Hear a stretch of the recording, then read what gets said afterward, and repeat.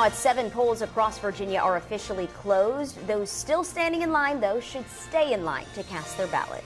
Now, while polls are closed in the Commonwealth, we have a bit of waiting to do as other states continue their voting. Thank you for joining us on this historic election day. Millions of Americans have already cast their ballots, and in other parts of the country, the voting continues. We are on your side with team coverage of Decision 2024 across Virginia. Henry Graff joining us from the Hippodrome in Richmond. Franklin White is in Northern Virginia. Joel Vasquez in Petersburg. Sarah Shackles at a polling location in Richmond. And we begin with Sarah at Tabernacle Baptist Church. Sarah, you have been tracking voter turnout across Central Virginia. What is the latest you're seeing?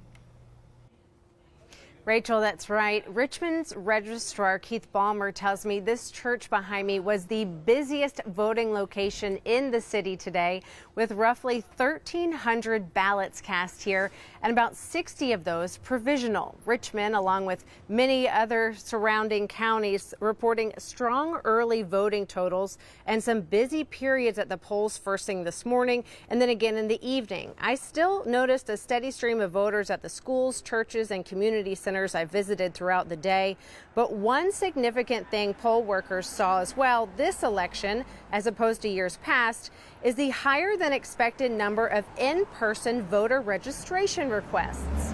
We are seeing more than we're expecting. We're packing more envelopes to send out. We don't want to run out of provisional envelopes. We're not going to run out of ballots, but we want to make sure everybody gets their vote counted. We had maybe about 1,300 from the middle of October through Saturday, and they're really going crazy at the polling places now. So we're sending them out, they're getting registered, they're getting voting, and it's a real exciting time. Henrico's Director of Elections, Mark Coakley, also telling me they've seen a lot of first-time voters as well, and that's always a fun time because the precincts will cheer for them. I witnessed that myself in Chesterfield, too, and I've also been in touch with Richmond, Hanover, and Petersburg election officials, all telling me they had strong early voter turnout. Overall, more than 2.3 million Virginians cast their ballots early in this presidential election. In Richmond, Sarah Shackles, 12 on your side. All right, thank you so much, Sarah. Joining us now live from the Hippodrome in historic Jackson Ward is political reporter Henry Graff. So, Henry, you are with the Virginia Democrats tonight, and how are they feeling? Hey guys, yeah, hard to hear right now because it is pretty loud. The crowd really filling out this place right now here at the Hippodrome Theater. Democrats feeling very optimistic right now about their path to victory here at the end of the day. I've got Congresswoman Jennifer McClellan from the 4th District here with me to talk more about what we're seeing so far. I know everybody was just cheering because they called Vermont one state out of many. How are we feeling about Virginia right now? I am feeling pretty good, especially based on what I've seen out and about today, what I've seen in the early vote totals, and I think they're going to call Virginia pretty soon. What areas are you looking for to see what kind of a victory this may or may not be for Kamala Harris? I mean, is it Chesterfield you're looking at to see how that goes compared to previous elections? I think we're looking at Chesterfield, Virginia Beach, the exurbs of Northern Virginia, so Prince William, Loudoun. I think those are going to be very telling. And you in your own race as well. We'll wait for that call to happen here probably pretty soon. But you're feeling good about that as well, I assume, right? I feel pretty good. Yes, I do. Thank you. And tell me, too, just kind of the vibe here, the crowd here you're seeing. How are you feeling about turnout and what you're seeing in this room right now? I'm feeling very good about turnout. First of all, we were at 70% of the 2020 turnout by this afternoon today in Richmond alone. Chesterfield turnout was pretty high. We saw lines when the polls opened at 6 o'clock. We saw a steady stream of people coming all through the district where I was, and I've heard we've had similar things across the state. And a lot of enthusiasm, a lot of first-time voters. We had over 16,000 same-day registrations by 12/20, so very excited about what that means. All right, well, we will wait to see what happens here. Maybe soon. The polls are closed. They're starting to count the votes. We'll see when they call Virginia. Congresswoman Jennifer McClellan, thank you so much for being with us. We appreciate it. Thank you. And we're going to send it back into you guys because we are waiting for more action here at the Kane Watch Party, and we'll see how the rest of the night goes. All right, thank you so much. And now we are joined by Franklin White in Dulles. Now, Franklin, you are with Virginia Republicans, and I understand the doors just opened to tonight's event there. What is happening behind you? What is the mood there? So behind me, Rachel, the stage is now set. As you mentioned, doors just open up at 7 o'clock and folks are slowly coming in. And as you guys know, all eyes are on this election, especially the big race. But here in the state, the focus is the state Senate, where Hung Cao will go head to head with incumbent Tim Kaine. And Cao's campaign, they tell me that they're confident. They say they hope for the first time since '09, they will turn some areas red. They also tell me that his focus has been addressing the economy, inflation, and immigration. And they say that right now he is down by only a point, which they say is a good thing. And they are telling me that they're hoping, well, they know for a fact, they're confident that down balloting that is, will help Cao's campaign versus hurting it. Listen.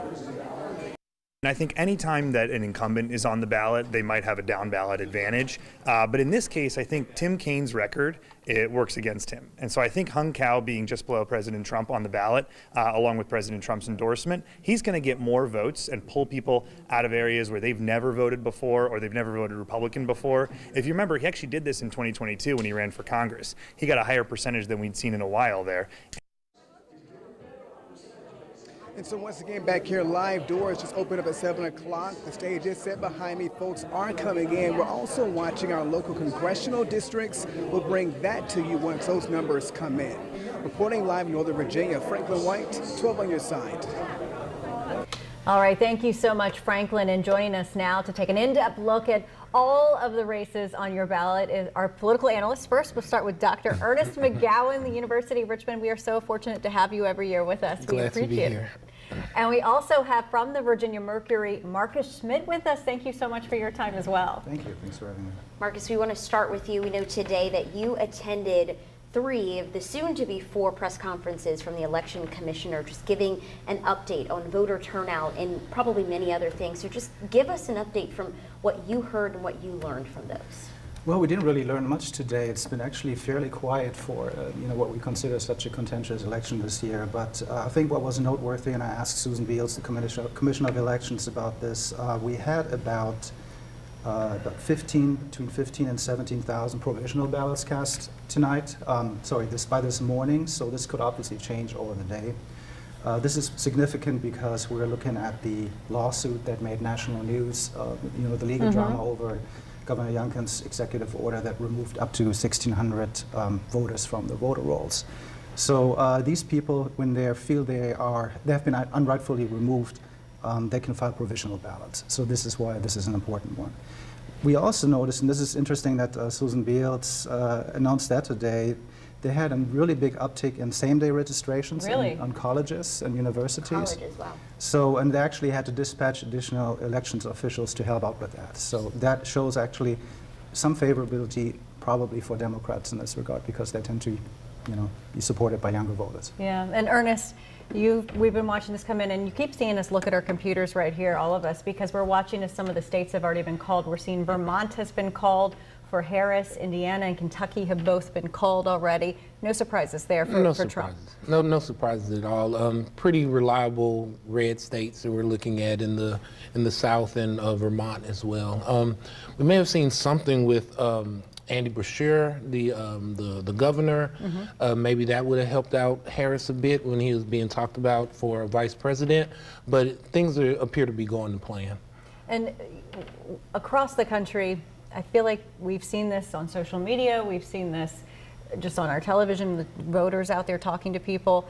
There's a lot of anxiety with this election.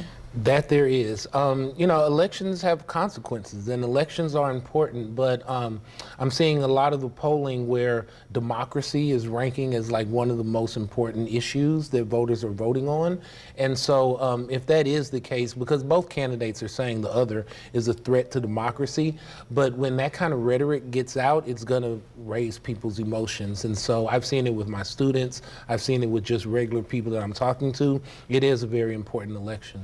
And could we expand on that just a little bit, right? When folks are saying democracy is their focus, what is it that the voters mean by that? A lot of things and nothing. Right.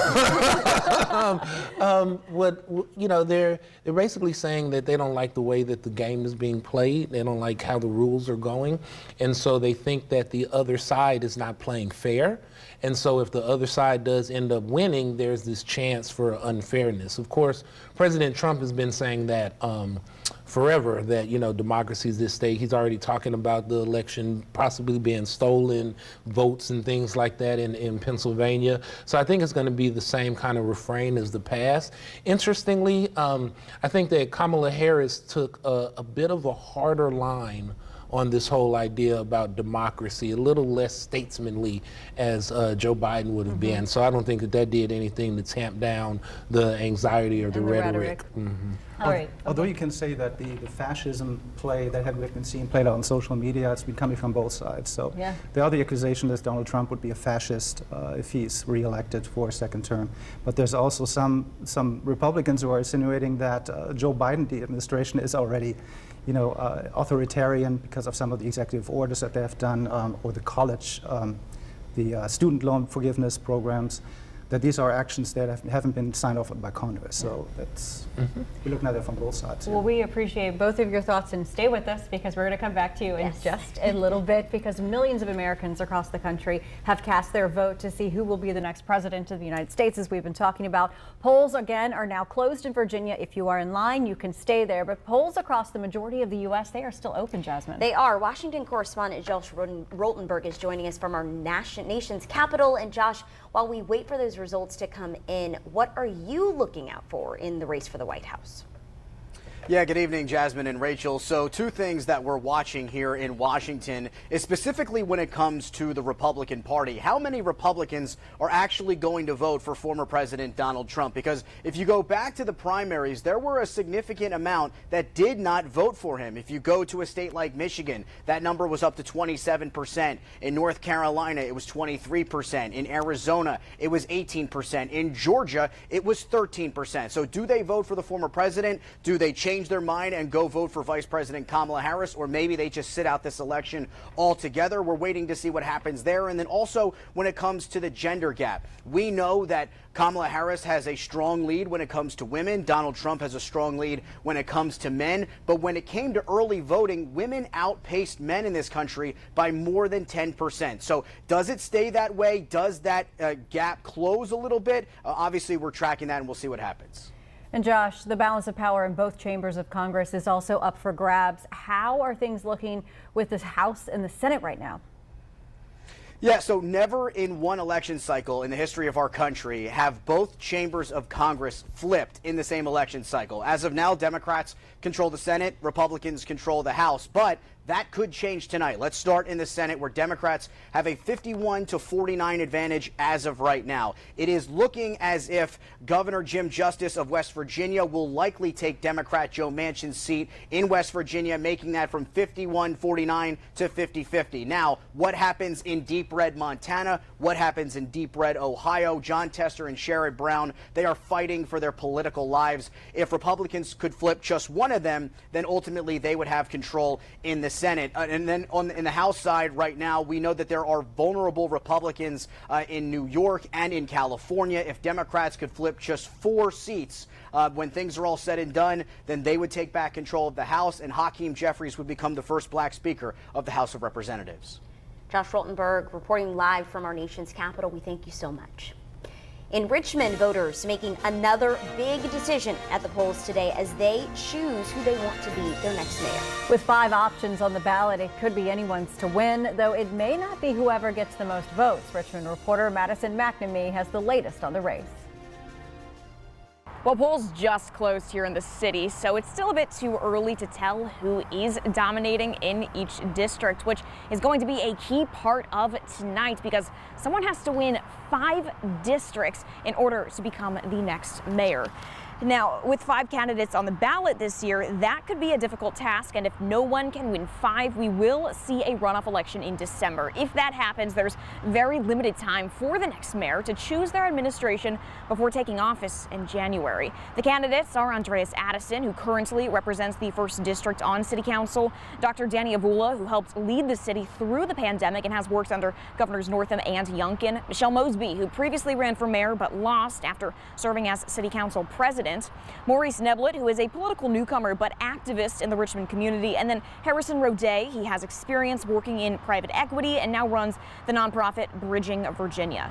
I met with most of them Monday as they made their final campaign pitches to as many last-minute voters as possible, but there's been limited polling leading up to today, so it's been difficult to judge who will take this race. Last week, current Mayor LeVar Stoney told me all of the candidates sounded similar to him. Both Roday and Avula have raised more than $1 million going into Election Day, with Roday leading in fundraising. Now, I am constantly tracking who is leading in each district. And remember, someone has to win 5 in order to earn the title of mayor. In Richmond, Madison McNamee, 12 on your side. Thank you, Maddie. Over in Petersburg, the hot button topic on the ballot is a possible casino and resort. It's been quite controversial in that community. Many saying that it would be great for the city. Others are saying not so much. Petersburg reporter Joel Vasquez joining us outside of a polling location with the latest. Tonight is the night that Petersburg residents find out whether the live casino resort will be built on the intersection of Wagner Road and Brassfield Parkway. Like mentioned, this has gotten a lot of residents talking. Signs that either say vote yes to the casino or no can be seen at pretty much every corner. It's important to note this project was rejected twice in Richmond. If passed, the developers say it would generate a $2.8 billion economic stimulus for the region the first 10 years and create 7,500 construction and permanent jobs. The casino resort features 400,000 square feet of first-class gaming, hotel, and dining space, a 200-room hotel, and a 3,000-seat entertainment venue. Now, Mayor Sam Parham and supporters of the casino resort will be at the Petersburg Library tonight. Now, only time will tell if this is a celebration that got the green light from voters, and we'll have updates at 11. For now, in Petersburg, 12 Vasquez, 12 on your side. Thank you, Joel. While most voters had a smooth experience today, there were some issues at the polls. Election officials say at the Gilpin Court Precinct in Richmond, 11 voters received ballots with only the federal races and no local races to vote on. The issue was quickly resolved and the precinct officer was actually replaced, but those voters cannot resubmit their ballots. In Chesterfield, there were jamming issues with some of the scanners at a handful of precincts for voters with a specific batch of ballots, but those voters say it was a smooth process. They checked in my first and last name, my address to make sure I was at the right spot. And then that took about less than a minute. And then I got my ballots. I read through that and it took less than 5 minutes. The process was really quick. There wasn't a long line. The Justice Department also sent election monitors to Henrico and Hanover County. Local leaders say they are prepared if anything goes awry as ballots are counted tonight. Richmond, Chesterfield, and Henrico all activated their emergency operations centers, and leaders say they want to keep the election process safe, secure, and accessible. Attorney General Jason Miyares is condemning political violence, saying any attempt to disrupt or endanger the community will be met with full justice. Well, no matter who wins, history will be made this election. For a majority of voters, they're hoping whoever ends up in the Oval Office will address, the key issues important to them. But when will we know who the next president will be? That is the question tonight. Laura Geary reports that you may want to prepare to wait.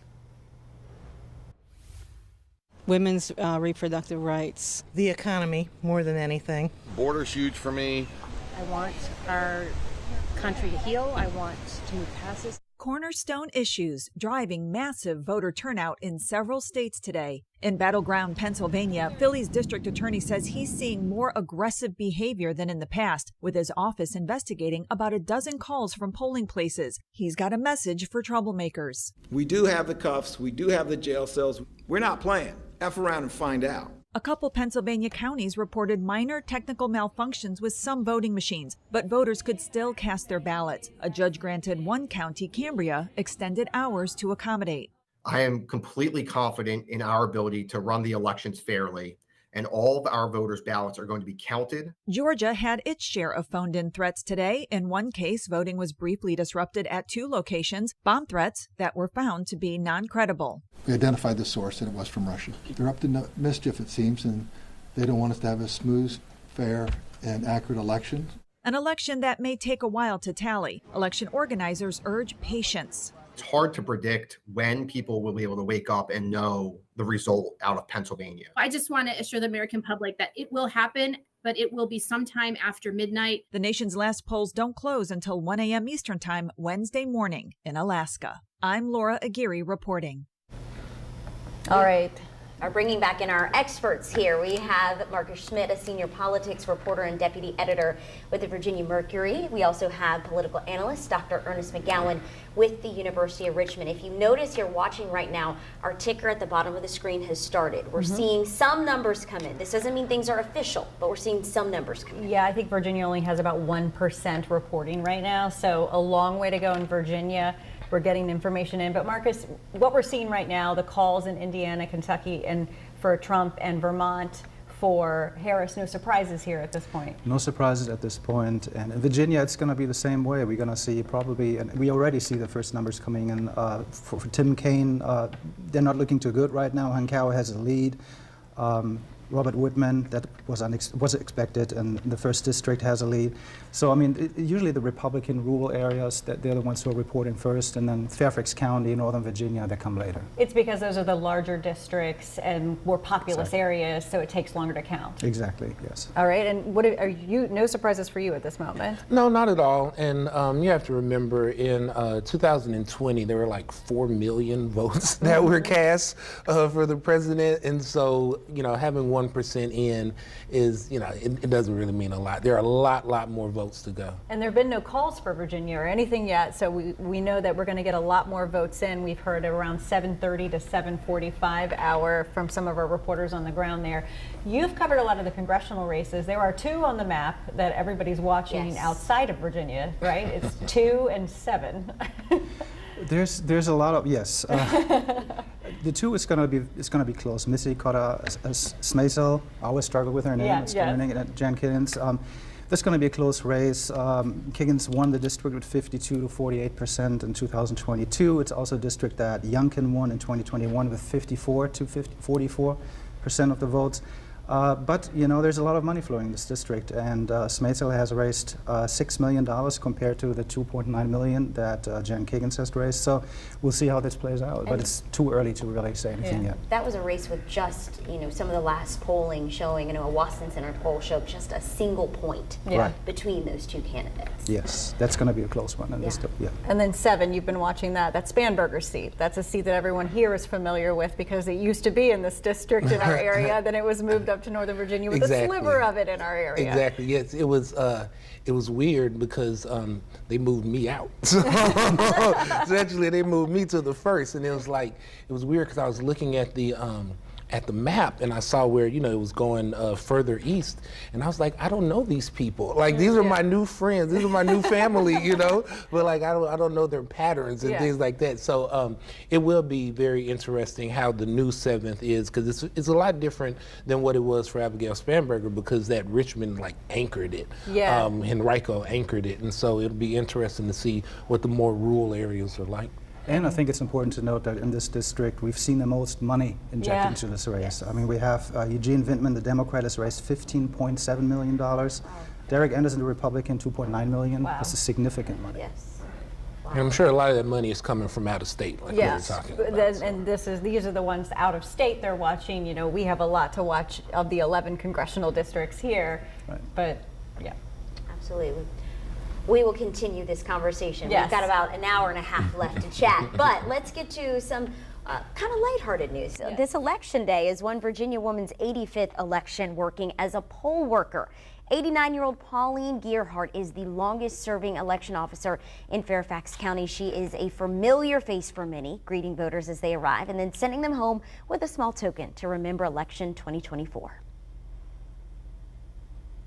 I have been so happy to see so many people from other years.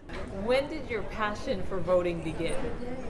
When I was probably 5 I went with my mother, and I thought it was such fun. The tradition continues to this day because Pauline's daughter Beth is the chief election officer at her precinct. Pauline says she's not even considering retiring.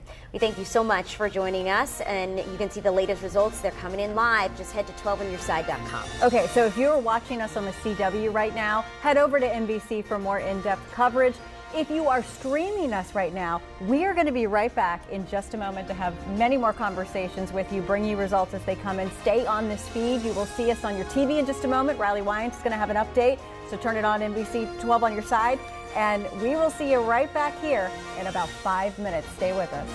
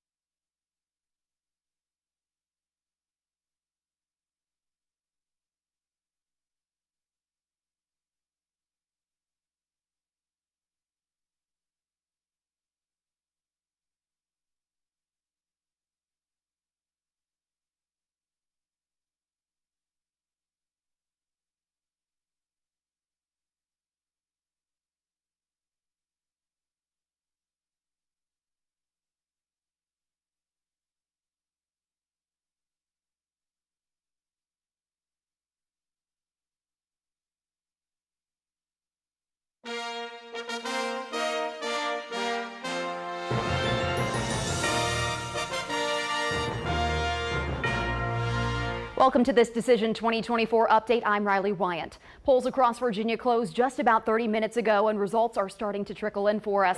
We have crews at key campaign spots. Henry Graff is at the Hippodrome here in Richmond with the Democratic Party, while Franklin White is in Northern Virginia with the Republicans. But let's start with Henry here in town.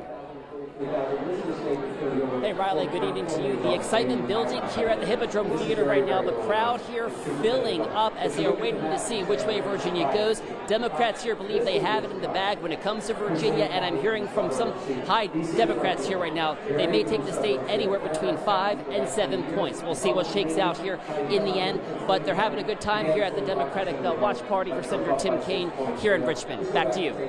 All right, Henry, thank you. Let's now go live to Franklin White, who is in Northern Virginia near Dulles with those Republicans. Franklin. and the party had just started, and doors just opened up at 7 o'clock, and they're feeling fantastic. The reason why they say Donald Trump, because of the early voting and absentee ballots that came in early, they say they feel like Donald Trump will bring home the win. They say he speaks to inflation, border security, and crime and safety. Once again, they say with the early numbers coming in, they feel like Donald Trump will bring home the win. They're watching the polls closely, and so are we. We'll send it back to you guys. Okay, Franklin, thank you so much. And our local election coverage continues right now on all of our streaming channels. We also have all of those updates on our news app and on our website, 12onyourside.com. We'll send it back to NBC News for more national coverage.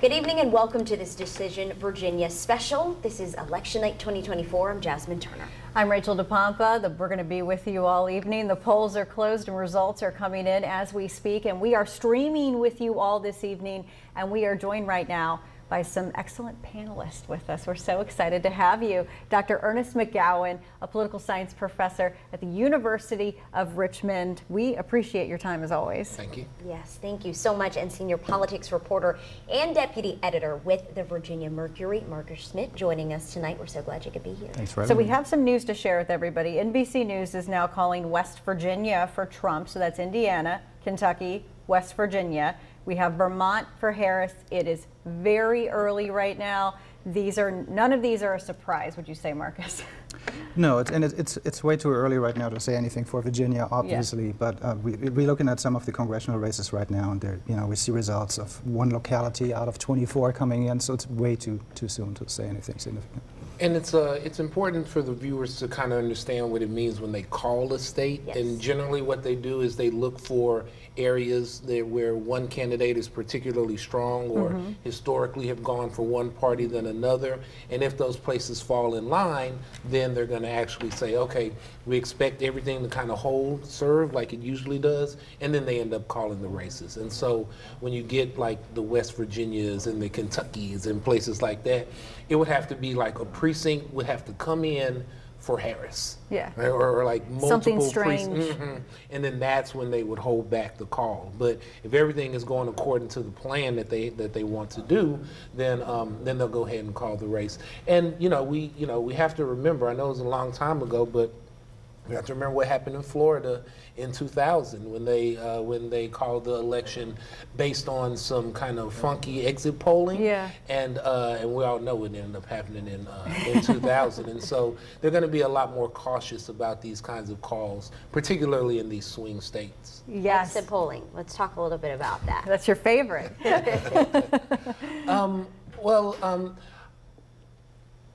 When they're given the exit poll and they're saying this candidate is ahead or that candidate is ahead or these issues are important, you can sort of rely on that. It's when they start getting granular into the demographics that things become a little more hairy. Like if you notice, like very rarely do they put up margins of error for the exit polls. They don't tell you how many people actually refuse to answer. A lot of times, the person who's perceived to be the winner in that area, they're more likely to have people stop and actually talk to them.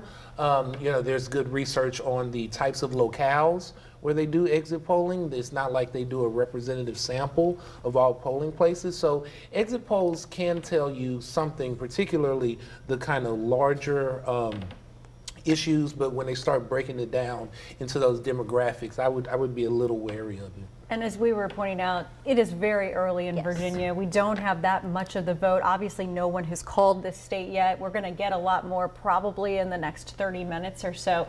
You've been out there on the campaign trail this season. You've focused on Congressional District 5, which is in our area. Can you tell us a little bit about that? Has been an interesting one from the primary on. Well, it's a very strong Republican-leaning district, but the incumbent currently is Bob Good, who was seeking a second term, but he faced a primarily challenged by State Senator John McGuire from Goochland County, which in itself was a problematic issue for the locality, because McGuire initially, when he ran for the state Senate seat that he won the election for last year, he had vowed that he would not challenge Bob Good. So he did it anyway, and he did it after Bob Good, in May of last year, had formally endorsed Florida Governor Ron DeSantis for president. So he kind of left the MAGA fold, despite being very MAGA himself.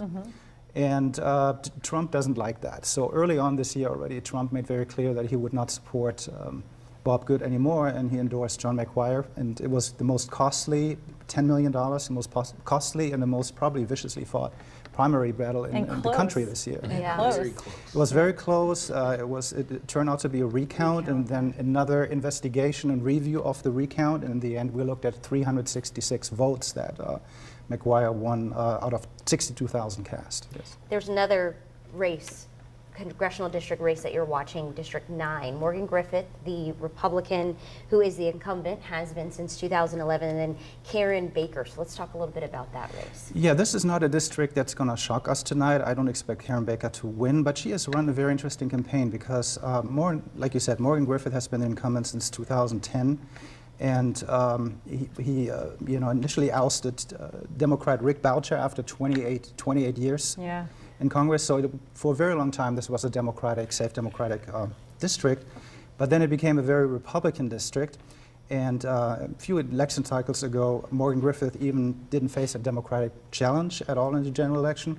But this year, Karen Baker mounted a very strong ground game with very little support from the Democratic Party of Virginia.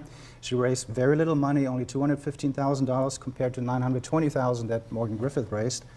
But she's running on an issue that is very dear to the people in that district. It's a very rural, very large, it's actually the largest congressional district in Virginia, known for its deep-rooted cultural ties to coal mining, manufacturing. And the issue that she ran on was access to health care.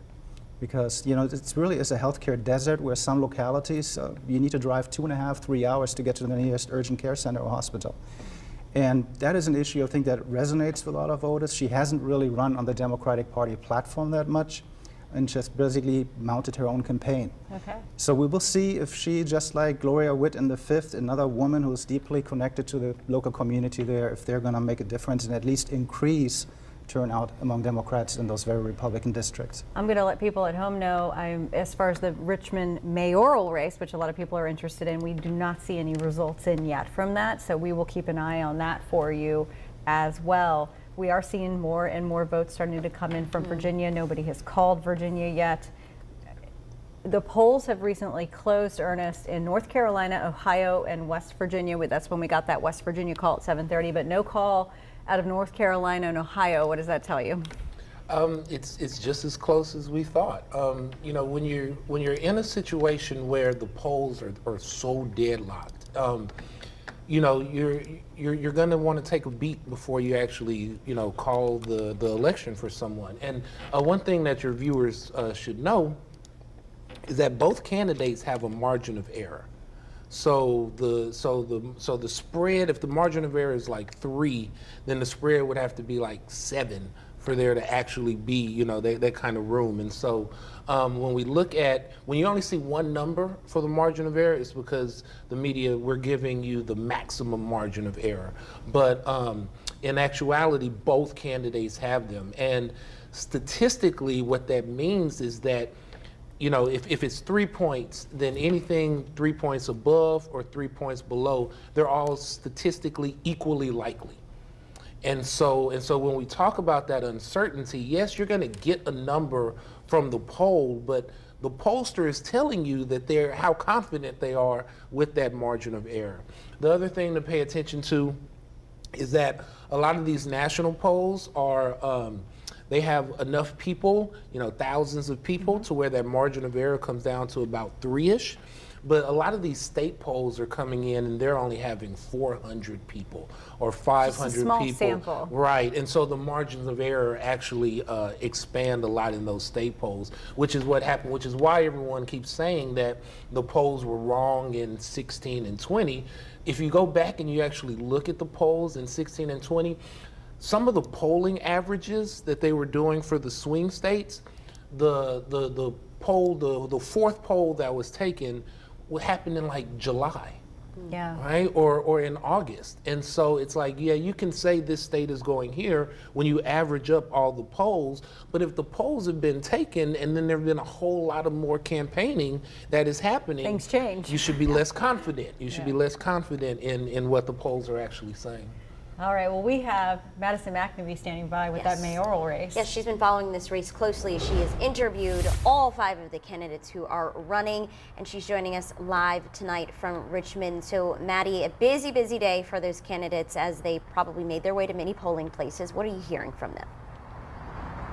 Yeah, they certainly have been very busy, especially meeting in those really competitive districts. Candidates I talked to were really having a focus on the 3rd district in the city's north side, and then the 7th, which is in the eastern part of Richmond.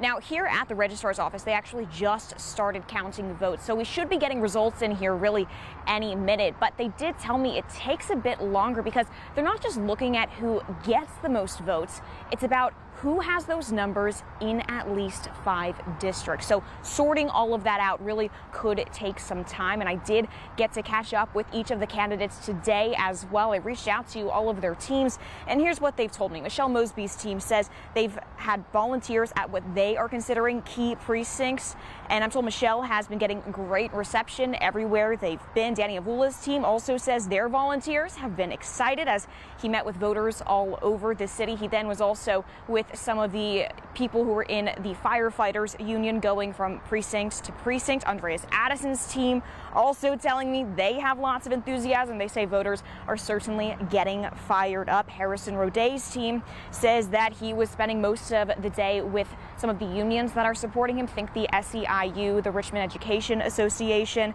and Richmond Crusade for Voters also has backed him, and he was doing a lot of work with them at the polls as well. So we should be getting those numbers in sometime soon. I'm actually just going to go inside and check with the registrar to see what they have so far. We will keep you updated when we get that next look. I'm going to send it back to you guys.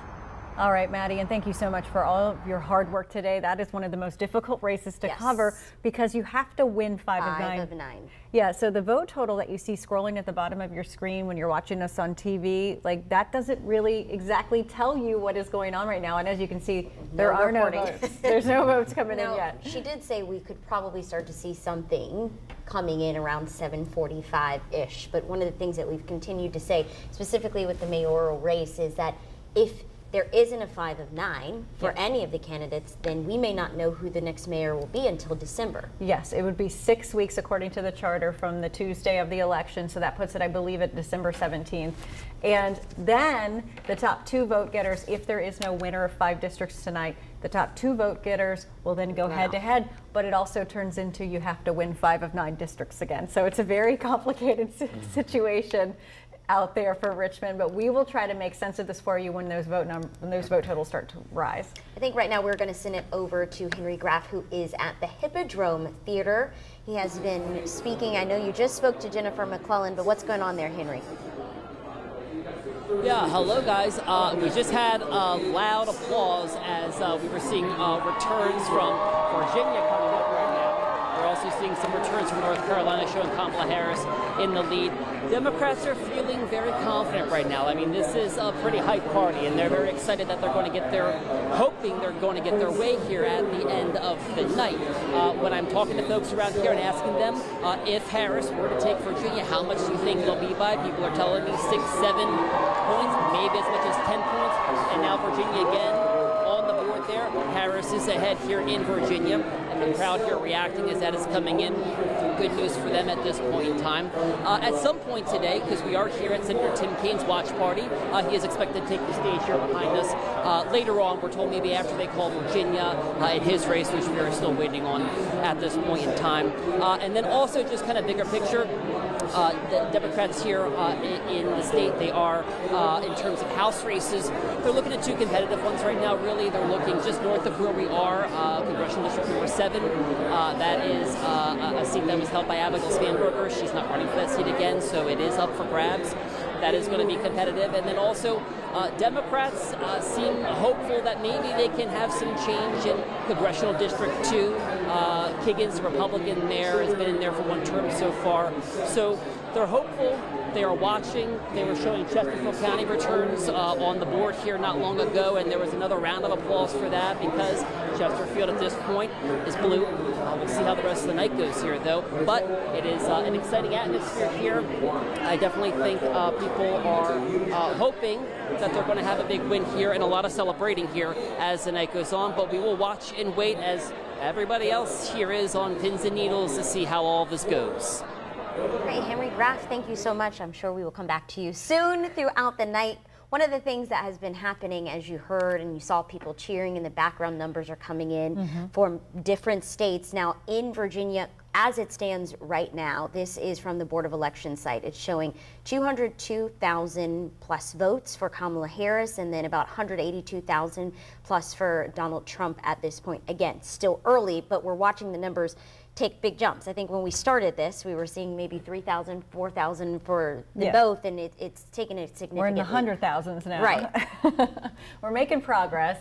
So you can see right there, the vote totals up there have jumped to 420 to 330. So they continue to jump as they pour in. And let's move on to another race that a lot of people everyone got to vote on today, the Senate race. Tim Kaine, Hung Cao. Marcus, you've been covering this campaign as well.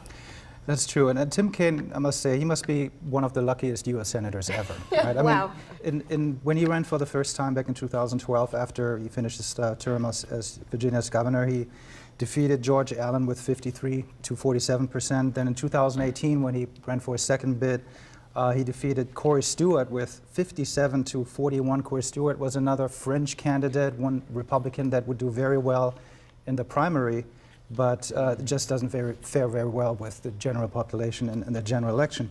And with Hung Cao, you would think that Hung Cao is an immigrant from Vietnam who came here in the mid-1970s with his parents. He has served in the U.S. Navy. Those are traits that you would think make a very good candidate, but he has played into the MAGA fold. Same thing, which works well in a primary, and he defeated 4 contenders in a 5-way primary election back in June. So, but once again, he is a candidate that doesn't play well in the state where Trump lost twice and where Trump just remains deeply unpopular. Is he campaigning the same way Youngkin campaigned? Because Youngkin was able to pull Virginia, was able to turn Virginia red for the governor's race. Not the same kind of campaign, just not reaching the same voters? I think that Youngkin is more moderate, just ideologically. Yeah. You know, that's just who he is, and so yes, I definitely, I think Cal is running on the military, the background, his biography, and things like that. But again, you have to remember, I mean, when I first started doing this, there was a question as to whether or not Virginia was purple. Yeah. And no one's even really saying purple anymore. They're saying blue, and so even with a Republican governor, it's. You have to understand about Virginia ideology, and you have to understand about what liberal and what conservative and what Democrat and what Republican mean. It means something different in Virginia than they do in Kentucky or in some of these other places. And so Youngkin kind of found that moderation, that moderate spot where he was successful. But I think that a Republican could win statewide if they do that kind of moderation. Now, if we look at the policies of Glenn Youngkin, they are pretty strongly conservative, right? But it was just more that demeanor. Like the way he presented himself for the campaign. Yeah, like I'm the grown-up in the room in comparison to Donald Trump. I think that really won over a lot of voters who ideologically may be inclined to the Republican Party, may be inclined to a moderate Republican in general, and so it was able to. They were able to feel good. They didn't have to hold their nose when they went to go vote. They were happy to go vote for Glenn Youngkin. I think it's also important to note that Glenn Youngkin had a very different campaign strategy than Hung Cao had. Youngkin really worked on Southwest Virginia, increasing the vote there, and South Side. Petersburg, all these areas. So his strategy was increase the vote, the Republican vote in Southwest and South Side, and try to minimize the damage in Northern Virginia and the Richmond area and Hampton Roads area. And he did that very well, which is why he won by a margin big enough that we didn't call it a close race. So Hung Cao hasn't really done that. He lives in Loudoun, and there was, during his primary election, all this drama around his remarks that he wouldn't travel to Abingdon for a candidates forum because that's too far. He called a newspaper in Stanton podunk newspaper. Those are like issues that didn't really endear him with a lot of people in Virginia. He still won the primary election, but once again, he's endorsed by Donald Trump. Glenn Youngkin, 3 years ago, he kind of distanced himself from Trump just enough to not, anger those voters who really don't like Trump in Virginia. Or anger Trump. Or anger Trump, yes. Very correct. And with the Hung Cao-Tim Kaine race, they had a televised statewide debate. What impact, if anything, do you think that had on this race and people's decision today going to the polls? I think it introduced people to Hung Cao who weren't familiar with them. The interesting thing, though, is that Tim Kaine's failed vice presidential race doesn't seem to have hurt him in Virginia. It's not like, they're still backing him, and so like you're talking about being lucky, and so he's kind of shaking that off and keeping with the plan, keeping with the normal. And he really puts in the work. I mean, he doesn't just campaign during campaign season. He constantly travels the Commonwealth from Southwest Virginia to Hampton Roads to Northern Virginia. He's always everywhere. And I think that really, even if you don't agree with his policies, at least voters say, well, he cares about people, and he puts in policies. He listens to people.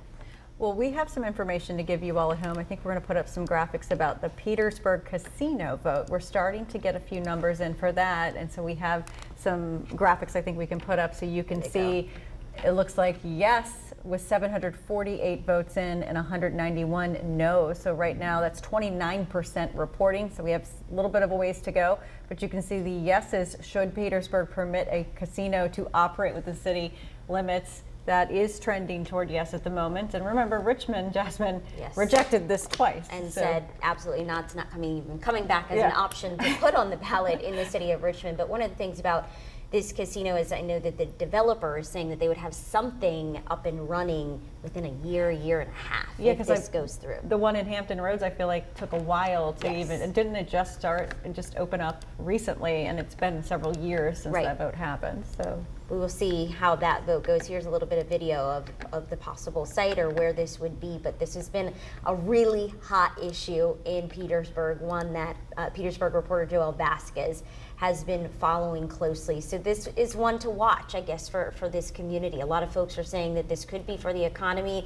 Others are saying absolutely not, we don't need this here, but right now at least, it's looking like folks want the casino to come to Petersburg. All right, well, let's go back to the presidential election. No call in Virginia yet. Not a surprise. No, not a surprise. I believe the last election we waited a little while for Virginia to be called. But we are getting closer. You do. And we're looking at a 13-point margin right now. Harris is ahead with 55% to 42%, Donald Trump. And in the Senate race, it's the same, pretty much the identical numbers. Kaine is at 56% and Hunkau is at 42%. And to give context, we, as you see us all here tinkering devices on everywhere, devices and all of this, we're seeing from different outlets and sources. I mean, there are some maps that are showing where people are leading or who's leading in what area. I'm particularly looking at the AP showing Harris is leading right now in Virginia, New Hampshire, North Carolina, and then only one, just Vermont, is called right now, but it's showing that Trump's leading Ohio, South Carolina, Georgia, Florida. Again, we keep saying so early. I mean, could this change at any minute? Yes, definitely, it could, and it really depends on the locales where the votes are actually coming from, and so you have to remember that. So, like, if you just look at the Virginia county map, it's going to look a lot more red than blue, no matter what. Right. But that doesn't mean that the number of people in those counties are the same, and so we generally see. This kind of like Democrat L, if you will, right? So Northern Virginia to where we are now, then down to Hampton Roads. And so a lot of those locales, what I've seen just generally is that urban areas tend to report later because they're more dense.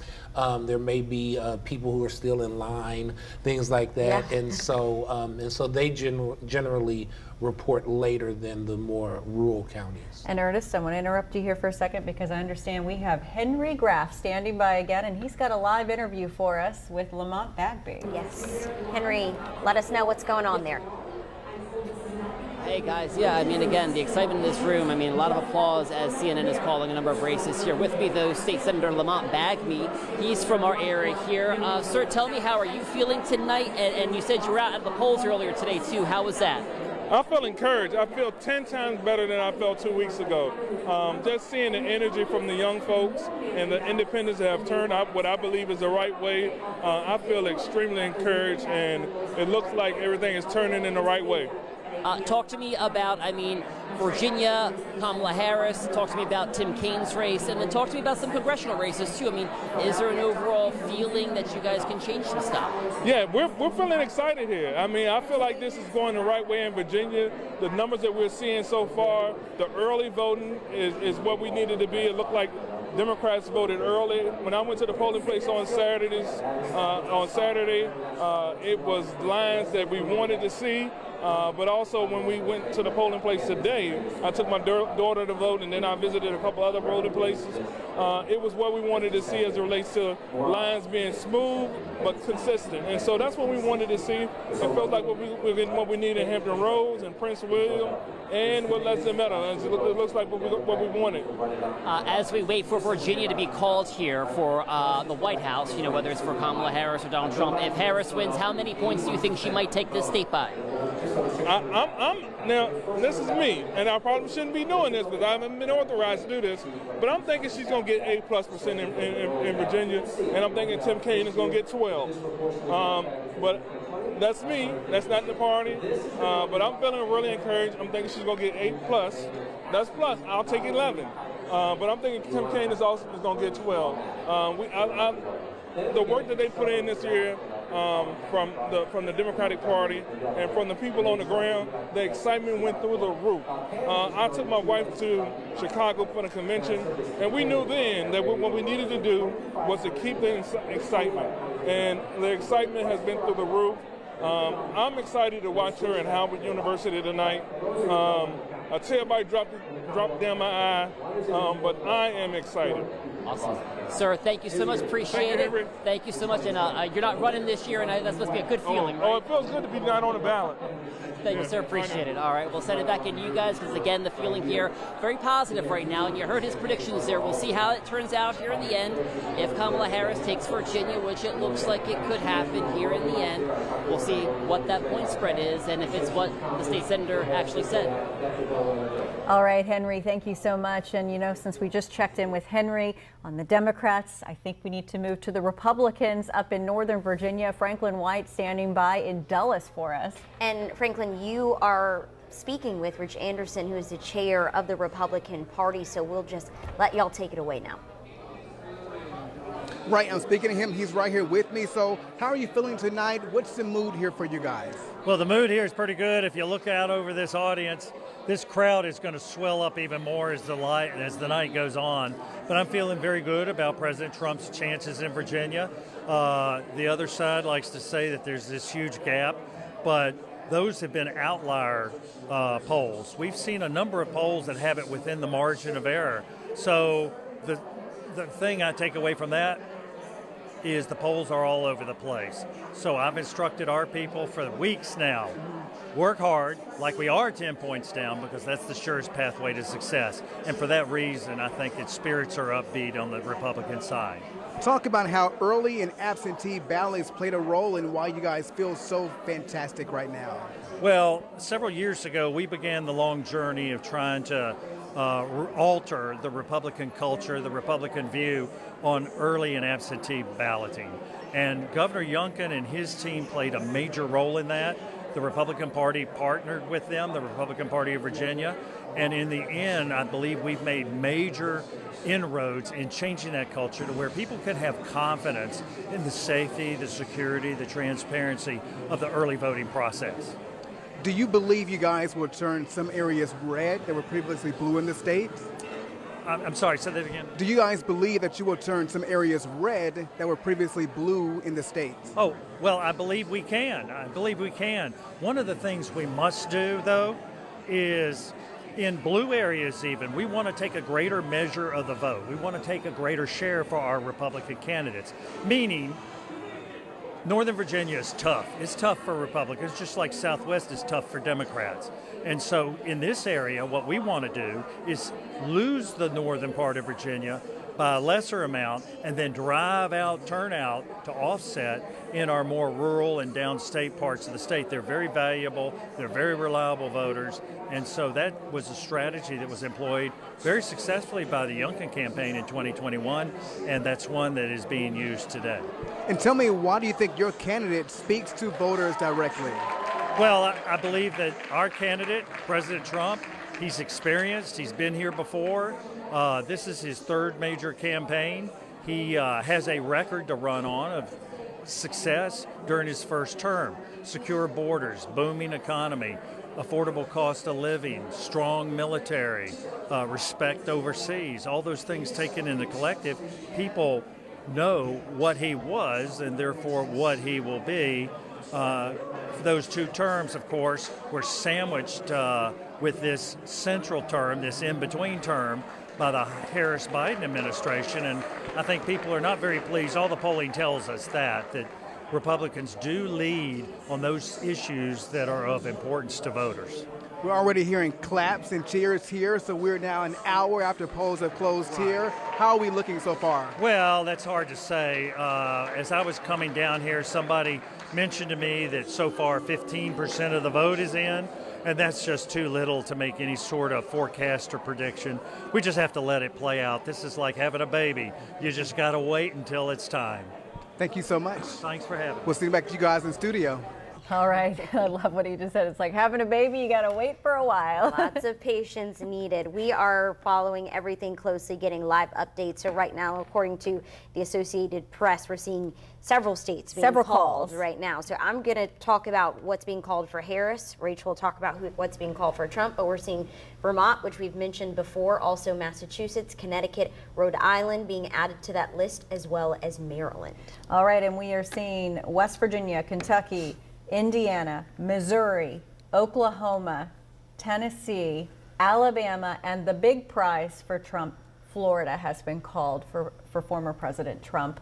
What do you see at this moment, looking at the map right now, the 27 to 90 electoral college votes, Anything surprise you at this moment, or is we're still waiting on those swing states? We're still waiting on the swing states, and particularly in Georgia, like the stakes are really high. We were talking about litigation. They probably already have their briefs ready to go, and so they're gonna make sure that they count every vote, that everything is super secure, super above board. And so it's not like they're trying to leave us in suspense or anything like that. But there are, it's really important that they get this right, because we're already seeing these kind of calls questioning the integrity of the election already. And I want to point out that we've had a number of states, which is why these calls came in, the polls closed to date, including the one we've been talking about all night, Pennsylvania. The polls have closed in Pennsylvania, but we know that state is going to take a while to count the vote. It's also interesting to watch the Sunbelt states this time around, obviously. But there has been some reports from Arizona about a fairly high amount of same-day voter registrations on the universities there. So if Democrats really increase their turnout in that constituency, I think that'll be very helpful for them as well. Marcus, another race that we have talked about, but you are really watching closely there, is that Congressional District 5.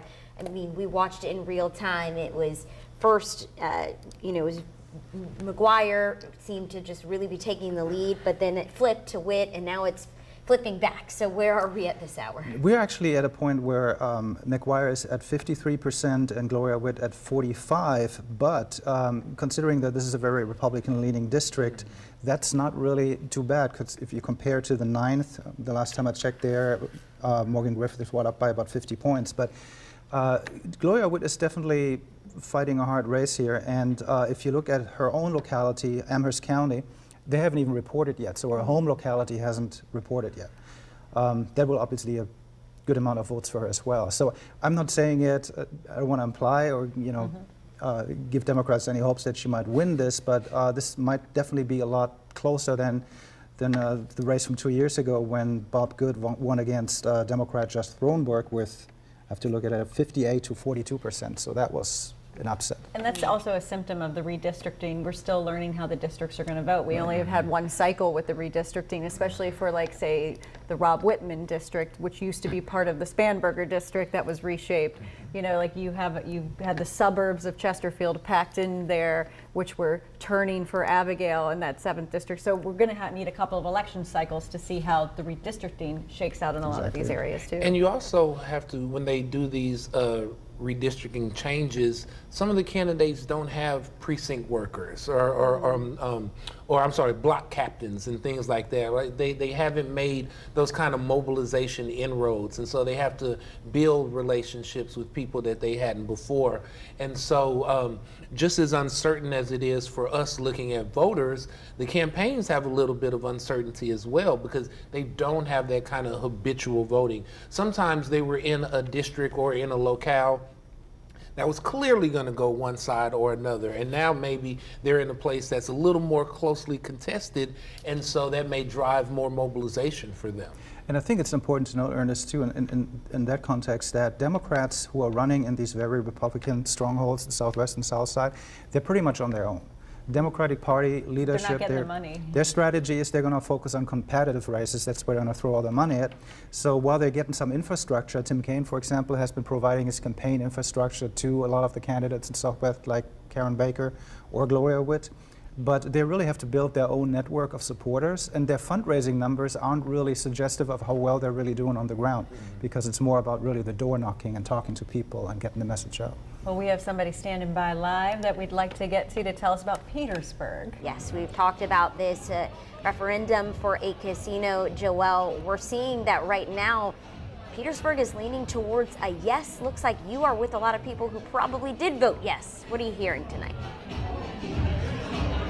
Yeah, guys, I mean, this is absolutely, as you can tell and hear, this is a giant celebration right now. And even those results aren't final yet. They seem pretty confident that this casino resort is going to happen and come to Petersburg. Now, I'm going to step out of the frame just so you can see how many people really came out to really celebrate the possibility of this casino coming. It just started and more people are expected to come. Now, this is all being put together by the organizations and companies that are really pushing this potential casino. casino, which those are Cordish Companies and Ruth Smith Enterprises.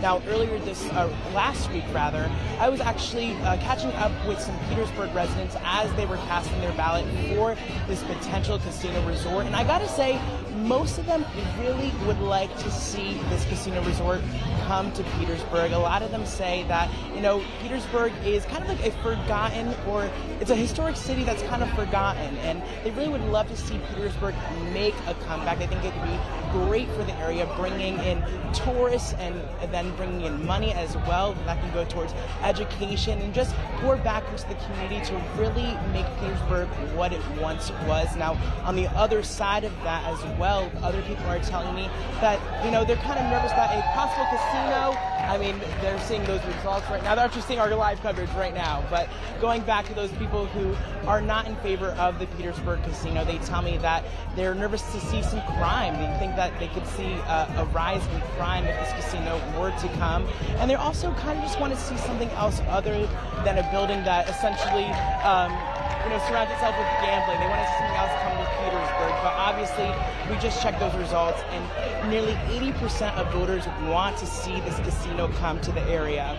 Now, it's important to note that this project was rejected twice by Richmond, but who knows, it might be coming right here to Petersburg. And of course, we just checked those results again, and an overwhelming amount of support from voters. So I'm going to turn it back to you guys, but for right now, live in Petersburg, 12 at this, 12 on your side. All right, thank you, Joelle. A lot of excitement yes, there. a lot of excitement in Petersburg. Oh, I do have something to share with you all. We have 2 precincts in the mayor's race in Richmond. Okay, just 2. They're in the first precinct, which is Andreas Addison's district. Okay. And we have Danny Avula right now winning in those 2 precincts. It is precinct 105 with 55% of the vote over Andreas, and Danny with 54% in precinct 102. So you can see he's winning right now. Those numbers on your screen right now, again, remember, that is just city-wide, and that doesn't matter at the moment. I'm looking at a very narrow view of the map itself, and I'm only seeing 2 precincts in. And so we will continue to track this for you all, because again, remember, the mayor's race in Richmond, you have to win 5 districts. Of the 9 districts. Right now, we are going to head back to the nation's capital. Washington correspondent Josh Rottenberg is joining us. Right now, we've got results coming in live. So what are you looking for, Josh, tonight? Yeah, good evening, Jasmine. So we're keeping track of a couple different things. As of right now, states-wise, there's no surprise right now. Donald Trump is winning red states. Kamala Harris is winning blue states. We'll wait to see ultimately if that changes. But we're also waiting to see how many Republicans actually vote for the former president. If you go back to just the primaries of this year, there were significant amounts of Republicans that did not vote for the former president when they had the chance to. If you look at Michigan, that number was 27%. In North Carolina, it was 23%. In Arizona, it was 18%. And in Pennsylvania, it was 16%. So we'll wait to see if they do come home for the former president, if they break and go for Vice President Harris, or maybe they just decide they don't want to vote at all and they just sit at home. And then also we're taking a look at the gender gap. When you saw early voting, women outpaced men in this country by more than 10 percentage points. We know, according to polling, that Kamala Harris was polling way ahead of Donald Trump when it came to women. Donald Trump was polling way ahead when it came to men. We will see if that gap closes. And Josh, Rachel DePompa here talking with you as well. The balance of power in both chambers of Congress is also up for grabs here. How are things looking right now at the House and Senate? We could be in for a wait here, right?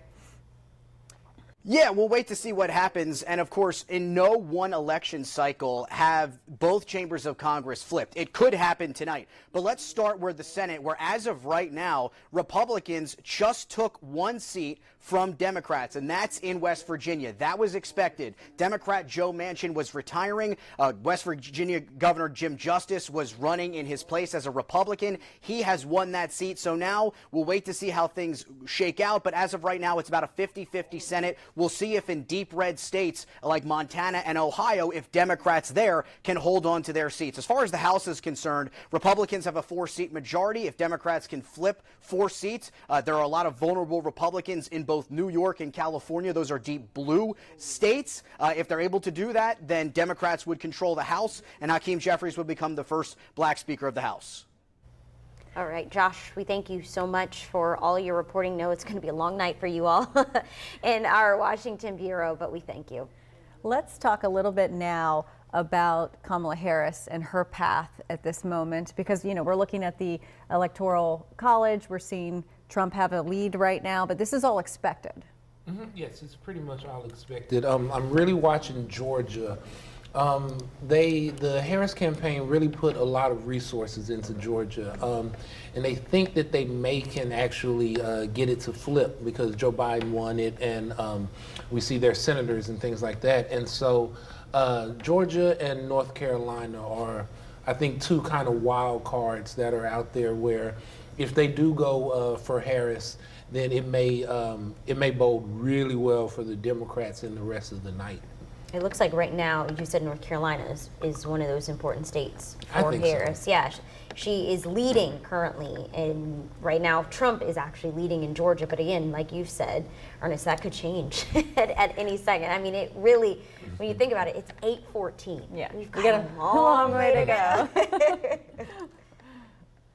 And Marcus, what are you watching over there? I know you're intently looking at some of the results. Yeah, I've been looking at the 7th district, you know, the Gene Vindman, Derek Anderson race, which is Abigail Spanberger's current seat. And all this money seems to be helping Vindman as of now. He's up with 56.93% of the votes. Total is 75,398 votes. Anderson has 42.76% or 56,000 votes. And this is with 6 of 11 localities reporting. So we still are looking for some localities to come in. Stafford County is not in yet. Albemarle is not in. You would think that Albemarle is going to swing for Vindman. Caroline is still not reporting. There's still quite a few to go. So it could go either way, but right now it looks like Vindman is doing quite well there. And this is an interesting race. We have 2 U.S. Army veterans who are running for this, 2 attorneys who are running against each other, you know, on different tickets. But when it comes to fundraising for this race, numbers are showing that Derek Anderson, the Republican challenger, raised $2 million, and then Eugene Vindman, the Democrat challenger, $15 million raised in a race. I mean, is this unprecedented? Where does this stand in monies raised for congressional races in this state in particular? I mean, if you compared, for example, just to give you an idea, $50 million in a congressional race, we have 11 congressional districts in Virginia. Then you look at the U.S. Senate race in Virginia, Tim Kaine has raised $20 million. Wow. So we're talking about, you know, $7 million, you know, less than what Tim Kaine has raised in the statewide race. So this is a significant amount of money for a congressional district race. And it's really interesting because you were talking about Southwest Virginia and the Democrat support. You know, it wasn't until about, you know, the 1990s, 2000s that these elections became nationalized. And so it was always a lot about the local policies and the local things that were happening. And so with that nationalization, what we're seeing now is control of the House and the Senate is the main thing that both parties, yes, are actually. And so there's so much money out there after Citizens United that wherever they see a place where they can put resources, they're going to do it. We're going to switch things up now and go to a very local race, the mayor's race in Richmond, and we have Madison McNamee standing by. She has been getting a lot of information from the State Board of Elections, I understand, and she can actually explain to us the delay, why it has been taking so long to see some of these votes come in Richmond. Yeah, Rachel, Jasmine, that's because actually the absentee ballots are being counted in an entirely different room. The General Registrar, Keith Ballmer, actually took me inside of there, and it looks like CVS tapes have just been thrown across the entire room. These absentee ballots are taking longer to count because they have to sort through where the voter lives and then put that into their precinct and their district. And you guys know this race is all about districts. The next mayor has to win at least 5 of the 9. So those absentee ballots are taking a little bit longer. We also got to see the room where they are calling the votes for the people who voted in person. And that system's a little bit different. So there is one person assigned to each district here at the General Registrar's office. And then that one person is getting calls from all of the precincts in that district. So that also can take a little bit long. So far, we are getting results in about 4 of the precincts so far. 3 of those are in the 1st district. And right now it seems like Danny Avula is leading there in those 3 districts right now. And then the other district, Danny Avula is actually also leading, but that is District 216. And I'm looking at a map right now, and that district appears to be in the 2nd, those precincts appear to be in the 2nd district. So that is somewhat expected here. Danny Avula has been getting lots of support in the 1st and 2nd districts already. Those are closer to the west end of the city and then in the Fan as well. So that has been expected. Harrison Rodet is not far behind him in those precincts in the 1st district, and then Michelle Mosby is also making she's getting some good votes in the 216 precinct there. So right now it is still way too early to tell, since we have really only been getting results in 4 of the precincts out of 70 or so in the city. But of course, we are going to keep you updated when we get more of those numbers in. But right now I'm going to send it right back to you guys. And Maddie, I love that you have your computer out. I used to be the Richmond reporter. I used to have the computer, the laptop, just a calculator crunching numbers, because it is so hard to cover. Lots of number crunching, yes. It is so hard to cover that race, so we do a hat tip to you because it is so complicated. Thank you. Thank you so much. We'll probably see you soon. We still got about 40 minutes left of this special, so we want to hear more from you as the night goes on. Thank you, Yeah, Maddie. it's certainly heating up right now too, so this would be the time, of course. All right, thank you, Maddie. A couple of things we want to talk about. One, I have a good friend who's a reporter in Georgia, and we're getting some numbers out of Georgia for the Donald Trump-Kamala Harris race. And as of 8:17, so 2 minutes ago, Trump is leading in Georgia 56% to 44% of the vote, with an estimated 44% of the vote in. That's about 2.3 million votes counted. So Georgia is one of those states we are watching closely, and it looks like Mr. Trump has a lead there right now, but we are not halfway there yet with the vote totals. And then you've been over here watching another race, the Hung Cao and Tim Kaine race. What are you seeing? Well, I'm particularly looking at Central Virginia, so Chesterfield and Henrico, and of course Richmond City is going to be really good for Kaine. But Hung Cao is running really close in Chesterfield and in Henrico. Henrico hasn't reported as many precincts as Chesterfield, but you know it looks almost razor thin in the Chesterfield area, which is again something that, you know, because of the redistricting, something that we haven't really gotten a handle on what that district is going to do historically, and so it's really interesting. Was this expected to be, I mean, even this close of a race? I mean, it's close at right now, but is this a surprise to see how close this is at this hour? The country is close. Good answer. I like that answer. Everywhere is close. If you look at the polling had Tim Kaine up consistently by 10 points or Right. more. Yeah. But, you know, it can tighten on election night, so you never know for sure. And does that play into the purple of Virginia? The purple, you know, you have a Republican governor, you've had Democrats for a while. Yeah. Depending on how close this race is, does that show the purple at Virginia? Right, but we have, you know, a number of localities who haven't reported yet. Northampton County is still out. There's still some, you know, Stafford County hasn't reported. So a lot can happen in this race. If I'm Tim Kaine, I'm not sweating. Yeah. You know, not yet, I'll say. Yeah, and you're talking about that purple. I think it's interesting. You know, Virginia hasn't voted for a Republican president since George W. Bush in 2004, right? So, I mean, there's, like you said, very interesting how politics really works in this state. We have a Republican speaks to right? Virginia. What speaks to Virginia? A lot of things. So the country is close, as you said. Definitely. And so yeah, it'll be really interesting. And so, like we were talking about, particularly with the young people, like we have to remember, like 3 months ago, we were still saying Biden, Trump, and I think that with Kamala Harris now coming in and taking the mantle, however you want to say it happened, however Democratic or not Democratic you want to say that it actually happened, I think that it was definitely a pivot in the rhetoric and in this idea. So when we talk about voting, we generally say that people vote in 2 ways. They either vote retrospectively or they vote prospectively. Okay. And so the retrospective is generally what happens with incumbents. But the thing with Biden and Trump is that they have both been president. And so it was like these are two known quantities. And so if you're already familiar with them, and so you're just going to do what you wanted to do. Whereas when Kamala Harris comes in, now it's a bit of an unknown quantity.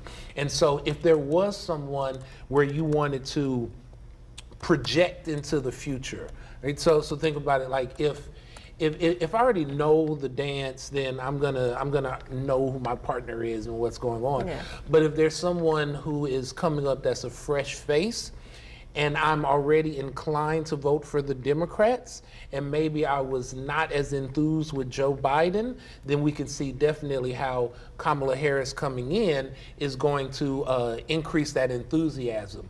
And so particularly when we talk about the young people, the young college voters and things like that, I think that was definitely a benefit for the Democrat Party. And Marcus, you said today when you went to the briefings from the commissioner, the elections commissioner, that there was a large increase in, was it same-day registration or just voting Same-day in general? registrations, Which yes. is really interesting. On college campuses Yes. in particular. Mhm. Is that something that we've seen? Did we see that in 2020? I mean, is that a new energy? What is that? I think 2020 would be an outlier because of the pandemic. But we've seen that in more recent, statewide elections, House of Delegates and state Senate elections. It's definitely something that more younger people are taking advantage of that. And what I've seen, my students, a lot of our students they're registering in Virginia, and so they're so for that kind of election, then they understand the stakes. And so maybe if they've been here, if they've had enough residency, then their vote may matter more in Virginia than it would if they were from a New York or a California or somewhere like that. And it looks like we've got a congressional district call. We got to call the decision desk at States Newsroom, which is Virginia Mercury's parent company. It's called the First District for Robert Whitman. According to Virginia Department of Elections website, Whitman has currently 62% of the vote, 90,816.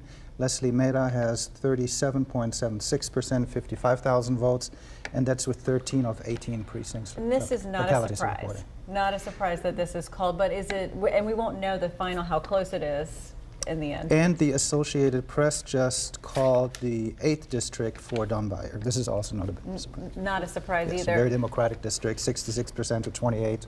Yeah, and this district you're looking at right now, Whitman, that we just had up there, he's retained his seat. That district was the Spanberger area that was carved out and had some of his old district, the redistricting. So you had the suburbs of Chesterfield put in there, and Henrico that were voting in the Spanberger district. So this is not a surprise, though. This was constructed, and it is a Republican-leaning district. And I mean, Whitman's been the incumbent since 08, 09. So, like you said, not a huge surprise on that race there. And as we begin to go through the rest of the night, there are some websites where you can play around with different states and different paths to 270. One, I was dealing with one of my students, and we actually got it to 269 and 269. Oh boy! Wow. What'd you say? It's close, right? and so as we begin to start seeing where these states are, particularly once Georgia comes in, then we're going to start playing this game. Okay, what is Pennsylvania going to do? What is Michigan going to do? And then, like we were talking before, in the central time zone is Wisconsin and Minnesota. And so if things kind of are going according to plan on the East Coast, then that makes us waiting for the central time zone even more angst feel, if you will. And then after that, we have Arizona and Nevada. Yeah. And so those are going to get called after the Minnesota and Wisconsin and after all the East Coast states. And so again, we may be in for a long night. All right. Well, we are getting Henry Graff's mic ready and checking on it right now because I believe that we want to go back to him in just a moment. Yes. And he is in the Hippodrome here in Richmond with the Democrats. and I believe he's going to have an interview. Is that what we're hearing from our producer? Hearing that he will be speaking to Susan Swecker when we can get him up and running. We've got a lot going on at one time here. Yeah, and if you notice, you see Ernest over here talking. We're listening. Jasmine's over here with papers. Marcus is typing. I've got a computer. I'm on my phone because we're getting information in as we speak to bring it to you. So we are paying attention, but we're also working to get you information. Multitasking. Yeah. Looks like we have Henry Graff now. Henry, you know you're speaking to Susan Swecker. So what's been going on there at the Hippodrome since we last saw you? Hey guys, yeah, I mean, people are very excited here right now. All eyes are glued to the television, watching the returns come in. I've got Susan Swecker again here with me, my good friend from the Democratic Party of Virginia. I checked in with you at 6 o'clock. It is now 8:30. Tell me how you're feeling and what you're seeing as the returns come in. I would say I'm feeling a little more optimistic and hopeful about Virginia and the rest of the country. But here's what I do know. We're going to win Virginia for Kamala Harris and also for Tim Kaine. And we are very anxious to see how our congressional and down ballots are doing. But we feel, I feel every bit as joyful and hopeful as this crowd I'm here with. I had Senator Lamont Bagby here not long ago. He made a prediction. He said Kamala may take Virginia by 7, 8 points. I mean, where do you think you might land on this as you're watching all of this unfold right now? Oh, Henry Lamont's a whole lot braver than I am. I've been in this way too long to want to be a predictor. My job, I feel like, is to be an effector and get out the vote and spread the message. So, look, in my account, a win is a win. Talk to me about the message and the closing message here in Virginia from Democrats, the contrast with Trump and Republicans, and how you feel. Absolutely. I think up and down the ballot, we have sent out a message of hope and unity and bringing people together. And I think that's what you saw from Kamala Harris's campaign. When you get two former Republican congressmen from Virginia, Denver Riggleman, Barbara Comstock, other former members of General Assembly Republicans that endorsed Kamala Harris because of what is at stake. And I think she has sent that clear message that I will be a uniter, not a divider. At the end of the day, what do you think were the key issues here in the race, in particular for Virginia, that drove voters to the polls to vote Democrat?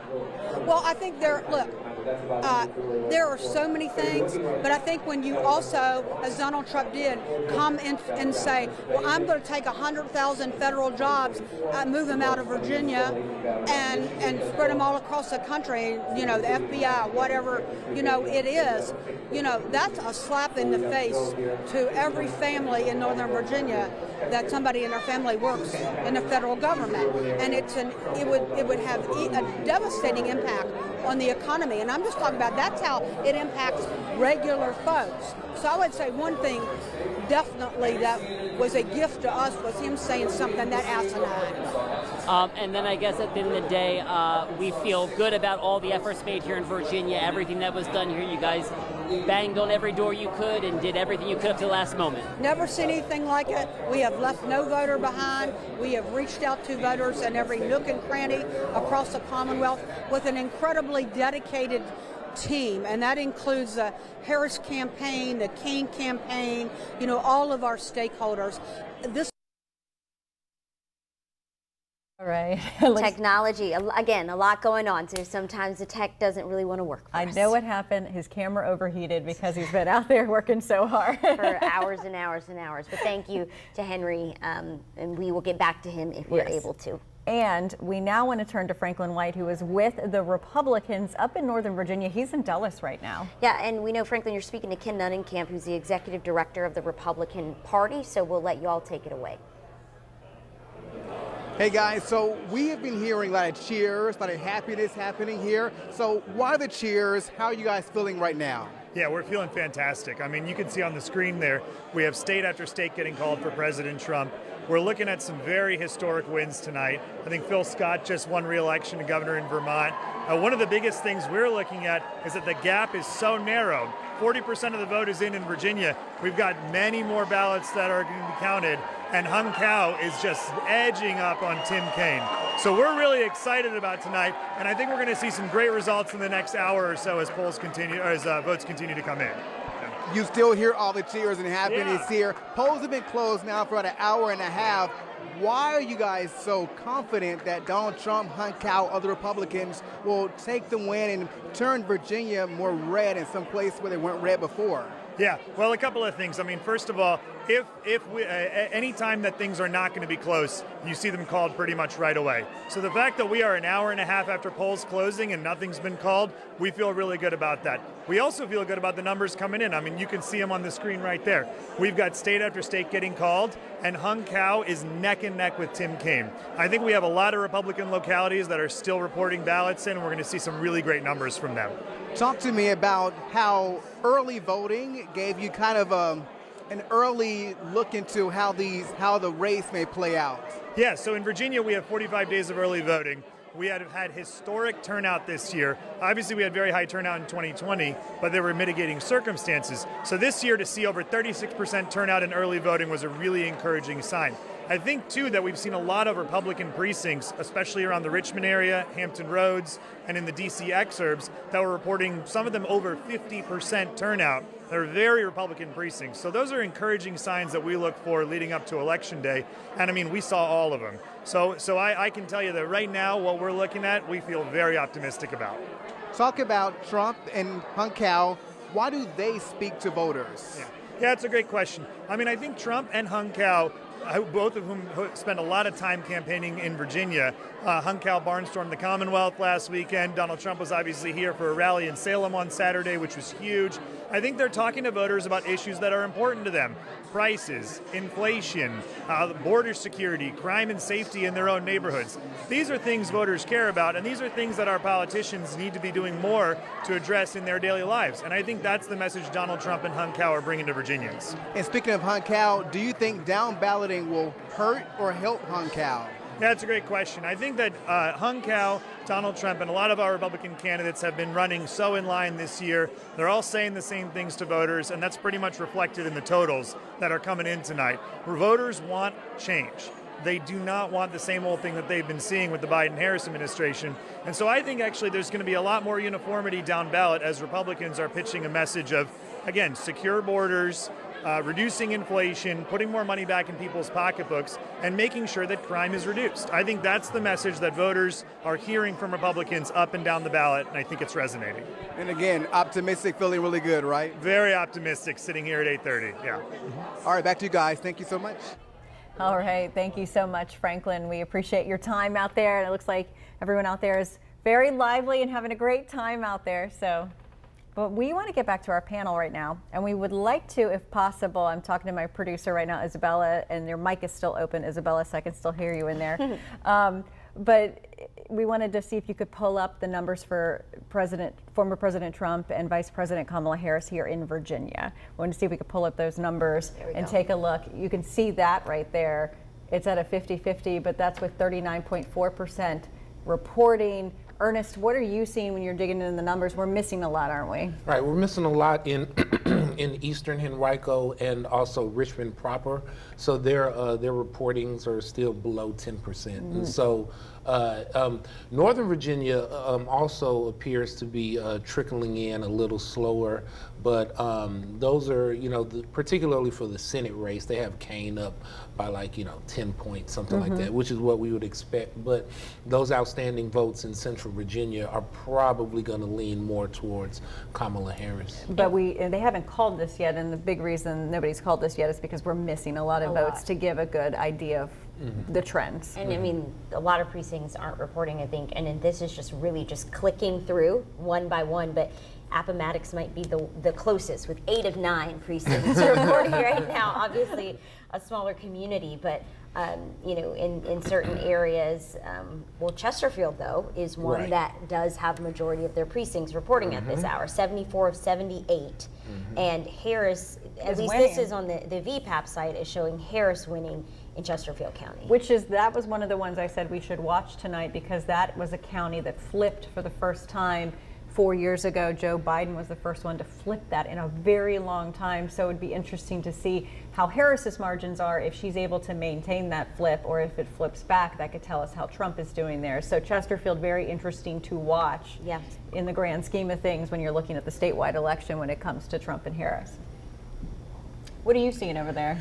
Well, I just, when we started talking about first numbers coming in earlier tonight, we saw that Harris maintained a pretty similar lead over Trump as Kaine did over Hung Cao, but that has changed. The Harris-Trump race has tightened, but at the same time, Kaine still maintains a fairly comfortable lead. It's getting closer, but it's still a more comfortable lead over Cao, so which kind of shows that Tim Kaine is his own entity in Virginia political landscapes in some ways, because he defies the parties. Exactly, he defies parties. He has been around for so long. He has been popular for a long time. He's one of only 10 U.S. senators who have served as a city councilor, as a mayor, as a lieutenant governor, as a governor, then a U.S. senator. Wow. So he has been around. He's been around the block. So people know him, and I think that helps him a lot. And also say, looking at Northern Virginia, a lot of the Loudons and Fairfax, they're they're at 22%, stuff like that. A lot more vote, populous areas. If this would have been, if this election wasn't so close in the polls, I could have seen where they would have already called Virginia. By it being that close, that razor thin, and the places that are still outstanding are the more populous areas, Northern Virginia, Central Virginia as well. I could definitely see that happening. I'm sure they're erring on the side of caution, but it looks like things are kind of going according to plan. And I'm seeing from one of my friends reporting in Atlanta, that area, who works for a Gray television station, which owns us, he is saying that Marjorie Taylor Greene has won re-election in her district out there. A big race. I know a lot of people watching that. Going back to what you were talking about, Ernest, still kind of scrolling through here, we're still seeing a lot of places not reporting at all yet. Which it takes time. Yeah, it makes that difference of it's not, we can't call anything because we're still waiting. And it's almost 9 o'clock. Is this something that could take hours and hours, or it could be any moment we might just see these start to pop up and see who's leading or who could be close to leading in these areas?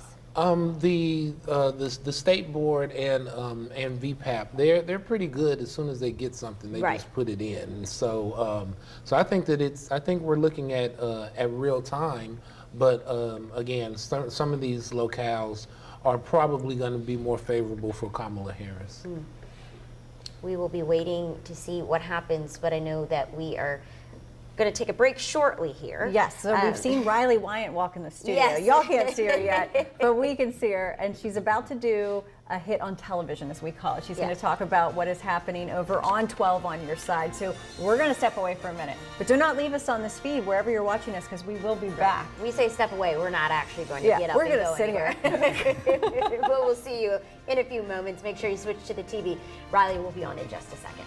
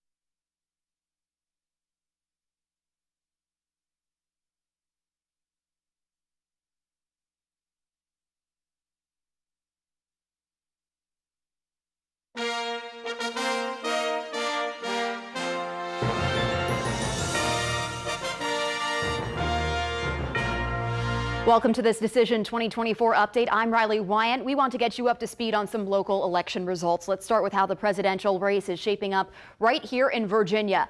Neck and neck. Take a look. We are currently getting about an estimated 43.2% of the vote in right now. Not quite at half of those votes in, but Kamala Harris and Donald Trump at 50-50. And Richmonders, of course, picking a new mayor. 4 men and 1 woman are vying for the job. Here's a look at latest numbers. Right now, we are only seeing about 12% of the vote coming into Richmond. And that's because there's a lot of absentee ballots coming in. Richmond reporter Madison McNamee joining us live with what she's hearing from all of these campaigns. And Maddie, I know that results are taking a little bit longer to come in Richmond specifically. Yeah, Riley, that's right. General Registrar Keith Ballmer tells me that's because those absentee ballots take longer to count. He actually took me to the room where those are being counted, and it looks like just rolls of receipts had been thrown across the room. That's actually the system that it takes to count those absentee ballots. They have a system where they come out of these machines and then they have to be counted by precinct and then sorted into districts, whereas those in-person ballots, we already know which districts they are coming from. And you remember that the mayor's race all comes down to districts. The next mayor has to win 5 of them to earn that title. Now, the results we do have are leaning towards Danny Avula, but take that with a grain of salt because we've only seen about 10 of the 70 precincts reporting, and they're really only focused on 2 of the districts so far. That's District 1 and District 2. Those are around the Fan and around the West and Museum District part of the city. So we are waiting to get more of those results, and actually we just had some of the election officers pulling up behind me, and they went into the building to deliver some more of their results. I'm going to go check back in there to see what they have brought. Of course, we are going to bring you more updates when we get them in. Okay, Maddie reporting in Richmond. Thank you so much, Maddie. And in Petersburg, a new casino is on the ballot rather. So what do residents want to see? Let's take a look at the latest numbers coming in on that referendum. It's looking like Petersburg residents want to roll the dice on this. This casino would go right off I-95 and Wagner Road. And of course, Democratic Senator Tim Kaine fighting to hold on to his seat against Republican challenger Hung Cao. Here's how that race is shaping up. 51%. Tim Kaine leading the way by just a margin, but we only have about 43.1% of that vote coming in. We are still updating you, keeping you up to speed on all of that. So we invite you to head over to our streaming channels for more in-depth coverage right now.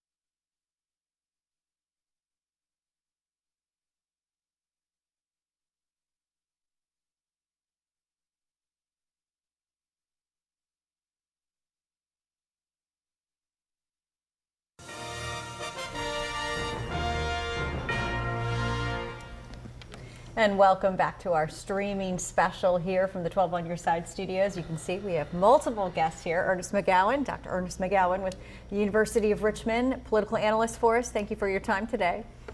And we have Marcus Schmidt, who is here with the Virginia Mercury. We're so glad that you could be here, and we are so thankful for you all bringing your expertise, your analysis tonight. And the 4 of us have just been spending a lot of time not just talking to each other, but also kind of digging into the data. Deep into the data, deep into all of the different sites. I know that right now we do have Madison McNamee in the city of Richmond, who is closely following the race for Richmond's next mayor. We have pulled up here, we've got the VPAP site in front of us. We know you've got your laptop right out there. She's doing the work as she listens to this intro here. And we're seeing that Dr. Danny Avula is currently leading, but kind of the next three after that, it looks like Harrison Rodet, followed by Andreas Addison, then Michelle Mosby. They're all within 20 to 40, 50 votes within each other. So let's talk about what you're seeing, Maddie. Yeah, Jasmine, you really do have to take these results right now with a grain of salt, because though we have about 10 or so precincts reporting right now, they're really focused in about 3 of the districts. And remember, at the end of the day, this is all going to come down to winning 5 districts. So it's not about the popular vote here, but I can say Danny Avula is leading in all of the precincts that have reported so far. Precincts 102, 105, 112, those are all in the 1st district, which is around the West End, Museum District, part of the city. Avula is in the lead there, like I just said, and then Harrison Rodet is trailing him with Andreas Addison shortly behind in some of those areas as well. Precinct 216, that's in the 2nd district. That one is around the Jackson Ward area, and Avula is leading there, but in that precinct, we have Michelle Mosby trailing behind him. In 204, Avula is also leading. That's in the Scott's Addition fan area in the city, and we are actually just now starting to get some results in the 4th district and in the 3rd. I can say, once again, Avula is in front there.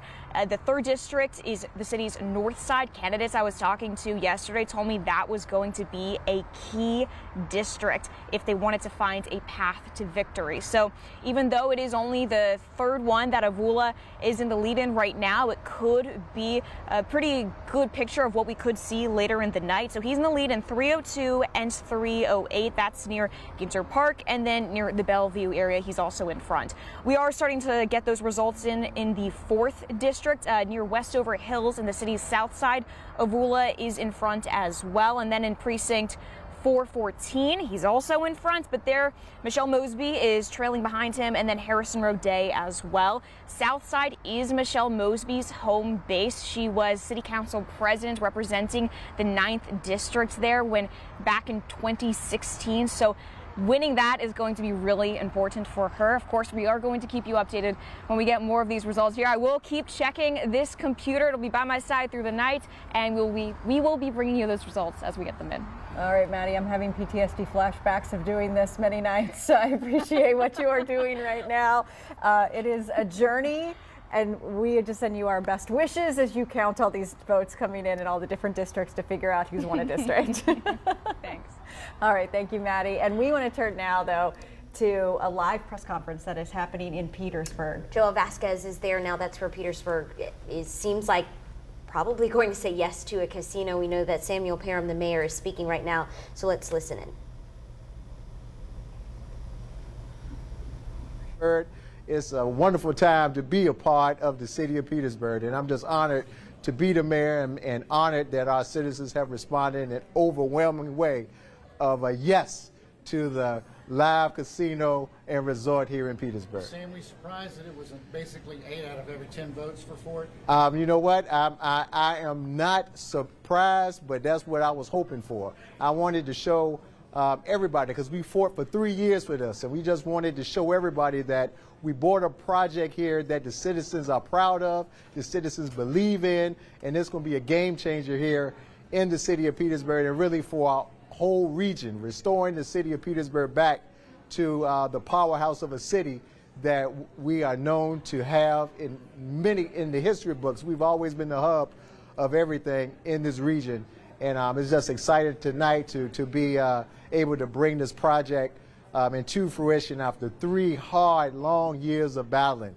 You all saw it play out on the TV for 3 years on the General Assembly. Is it Richmond? Is it Petersburg? Is it Richmond? Is it Petersburg? I'm here to stand today to say, yes, it is Petersburg, and we got that win tonight, and it's an overwhelming win, and we are just so excited and so gratified by our citizens coming out to really put the... And you were listening to Samuel Parham, the mayor of Petersburg, and of course Petersburg has passed the referendum that Richmond did not pass twice here, but Petersburg has said yes by an overwhelming majority. To get a casino, and it seems like we're going to move back to talking about the presidential race. We're just getting some more updates. And Marcus, I know you're just looking online, seeing some things Some calls come in from certain people. It seems to be that we're still too far away for calling a lot of races here, but there's a lot of them that can be safely assumed to be called, I think. Are we looking at the congressional district? Yes, okay. Sorry about that. I think, for example, in the 3rd district, Bobby Scott is up significantly. It was 71% over John Sitka, the Republican. Jennifer McClellan is a little bit closer in the 4th district. That's where I live, 51% to 48%. Bill Moore, the Republican. McGuire, comfortable lead now in District 5 over Gloria Witt. Ben Klein in the 6th, the Republican incumbent there, leads over Ken Mitchell with 65 to 32. So these are districts where there's still votes coming in, but we're not going to see any surprises. It's the same as in the 9th district. And what we're seeing there is, so far, you take out the 7th district and the 2nd district, and the Republicans are holding their seats, and the Democrats are holding their seats. And the 2 districts that we've been sort of talking about all night as they're rolling the numbers across right now, you can see, as we were just saying, John McGuire has a comfortable lead there. The 2 districts we're going to focus on in Virginia in the end is going to be the 2nd and the 7th. And the 7th is the one everybody here locally is familiar with because it was redistricted out and up to Northern Virginia with a sliver of it here. And in the 7th, Vindman, I mean, the race has tightened at this point. He's up with 51.48 over 48.22%, Derek Anderson. But we're talking about 145 of 193 precincts called. I haven't dug into the actual localities, but I think that Vindman may win this one. But we'll see about that. Really? Yeah. You don't think so? You have taken a deeper dive? No. I was just saying, by default, I would have thought that it was going to lean Republican. And so the fact that he is that close this early bodes well. Yeah. Well, let's pull up the numbers for Virginia right now and where we stand in the presidential race. And you can see that still hanging in there. Let's do some final thoughts as we wait, because Virginia has not been called yet, and we're about to wrap up here. What do you think when you see the numbers right now? Are we missing some districts and it's just too early to call? Yeah, it's just too early to call. They have Henrico at 20% in. Chesterfield is done, like we said. Richmond, 14% in. Fairfax County in Northern Virginia, just 35% in. And so definitely too close to call. But again, it's looking pretty good for Harris. Also, we were talking about some of the other swing states, and so we were talking about the youth vote.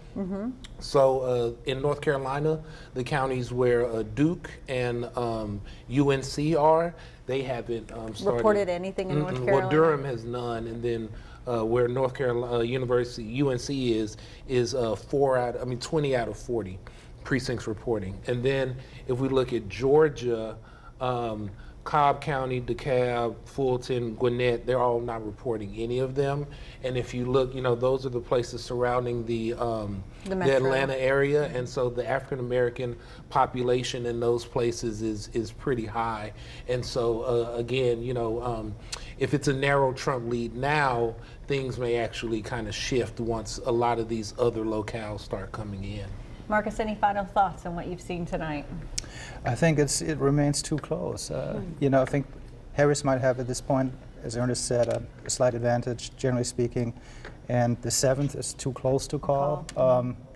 Slight advantage for Vindman, I think.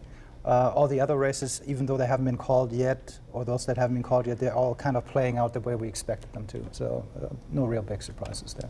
Marcus Schmidt, and we have Dr. Ernest McGowan. We want to thank you so much for your time. We've been live and sitting here for the last 2 hours. Wow. And our work is not over. No. We will still continue to follow all of these numbers, everybody going back to their respective corners and desks to keep watching these races. But we do thank you all for watching tonight. Yes, we thank you for your time. We hope that we've helped break down some of this, and it is a long night to go. And you can stay with us because we will have news coming up at 11 o'clock. Where you will find out some more numbers, and we might have a call on Virginia by then. Who knows? Possibly. And NBC National News continues the coverage now live over on Channel 12. All right. Bye, everyone.